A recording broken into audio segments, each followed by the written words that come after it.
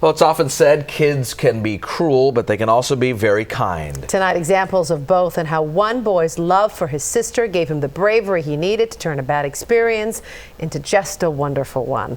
Our Garvin Thomas is here with our Bay Area Proud. Jessica, being the sibling of a special needs child can be a challenge in and of itself. Luca Glickman knows that times two. Not only was his sister born with special needs, she later developed a life-threatening illness. That can make an 8-year-old grow up in a hurry, which is just what happens in tonight's Bay Area Proud. Do you have a surgeon? No, it's my turn. Who's winning? Me. For Luca Glickman, a third grader at Burlingame's McKinley Elementary, being the playground center of attention has proven a mixed blessing over the years. Are you from the news? It was fun that day last week when a news camera came to shoot video of him. What channel? NBC. But then there was that day in first grade. I didn't really like it. Some people were making fun of me. She loves crowds. To understand what happened back then, you have to learn a little about Luca's sister, Alessandra. Born with Down syndrome, Alessandra was diagnosed at age 6 with a brain tumor. Wanting to give a little support to his big sis, Luca and his dad volunteered for a St. Baldricks event at NetApp in Sunnyvale, where people shave their heads to raise money for pediatric cancer research. Luca says it was a great experience. Well, until school the next day. Well, some people were calling me like Baldy and then that's when he came home that day and was like, they were making fun of me. They were, and they came home crying. Luca swore he would never do it again, and who would blame him?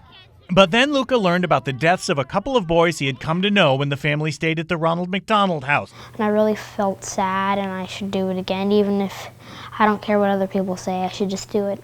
So he did it again last year.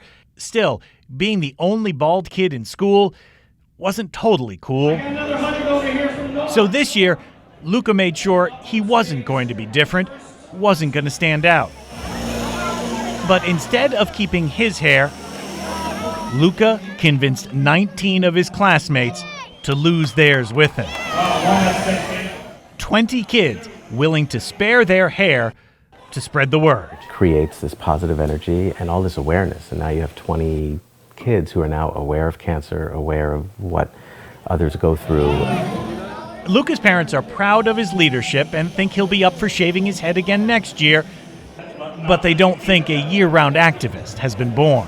He's a very chill kid, just like next week we'll go back to soccer and life and things will go on. Still, what better way to go back to a normal kid's life than knowing you may have helped save a few others? Well, I feel kind of proud. I feel proud and I like it.